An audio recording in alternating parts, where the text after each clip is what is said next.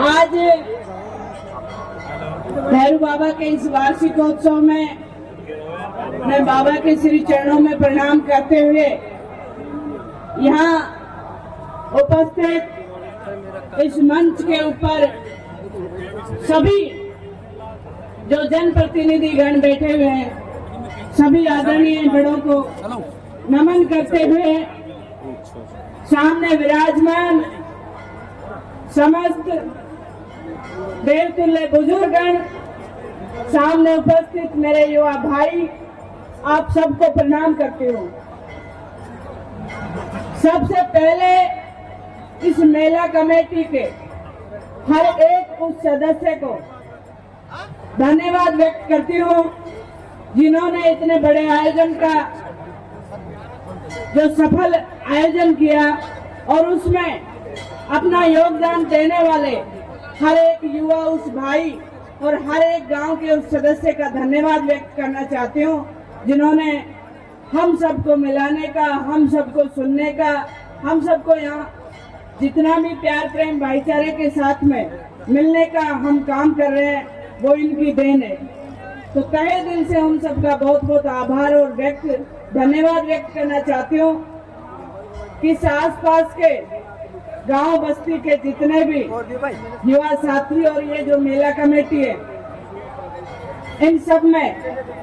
हमें जो सीखने की एक चीज मिलती है वो आपसी प्यार प्रेम और भाईचारे को बनाकर रखने के लिए मैं पिछले 5-6 साल से इस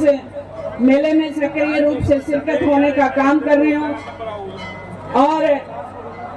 ये मेला कमेटी का धन्यवाद है कि एक छोटी सी किसान परिवार की बेटी को इतने बड़े आयोजन में बोलने का मौका मिलता है और इस कोटपुतली क्षेत्र की आधी आबादी, महिला शक्ति के रूप में जो आधी आबादी बसती है, उसका नेतृत्व करने के लिए आप सबने हमें चुना है। जब कभी भी मौका मिलता है आप हमें 2 शब्द कहने के लिए या आशीर्वाद देने के लिए आमंत्रित करते हैं तो बड़ी खुशी होती है कि किस तरीके से इस देश में, समाज में जो एकता, प्यार प्रेम और भाईचारे की सद्भावना बढ़ती जा रही है, उस चीज को देखते हुए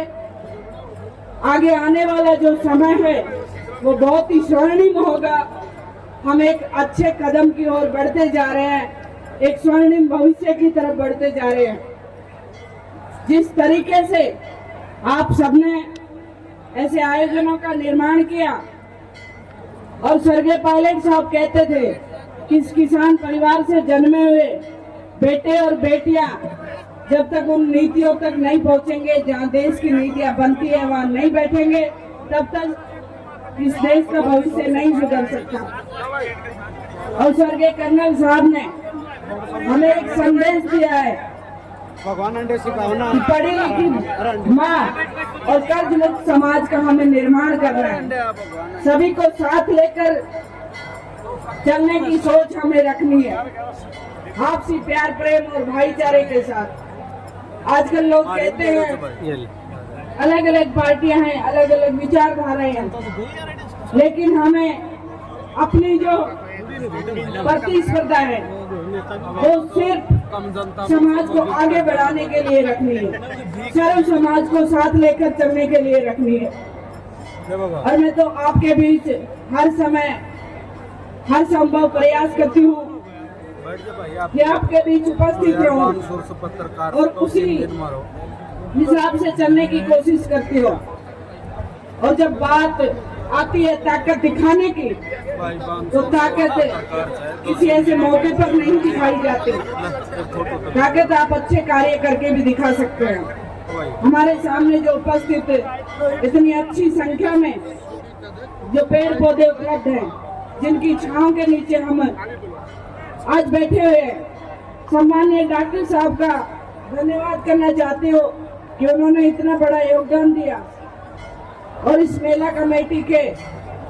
हर एक सदस्य के लिए एक इतनी अच्छी छाया उपलब्ध करवाई। यहाँ के जो मेला कमेटी के जितने भी कार्यकर्ता काम कर रहे थे, उन्होंने भी अपनी ताकत ही दिखाई है एक तरीके से।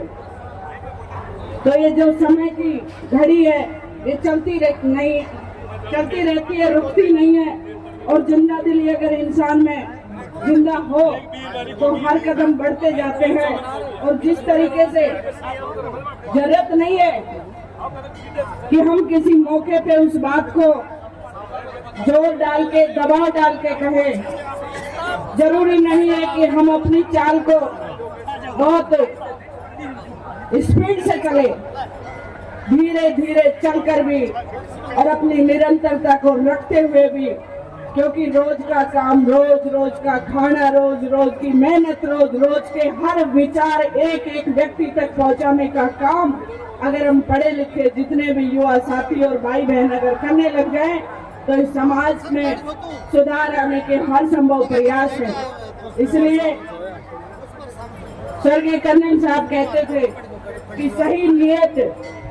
मेहनत, लगन और अपनी कार्यशीलता के साथ में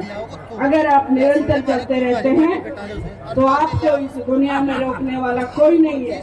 और क्या ही फर्क पड़ता है इन सब चीजों से कि हम किसी बड़े पद पे जाएं, अगर हमारे अंदर अच्छे भाव है, अच्छे विचार हैं तो हम उनको रोज, ये अच्छा मौका है कि हम सब समाज के अंदर उपस्थित होकर हर रोज इस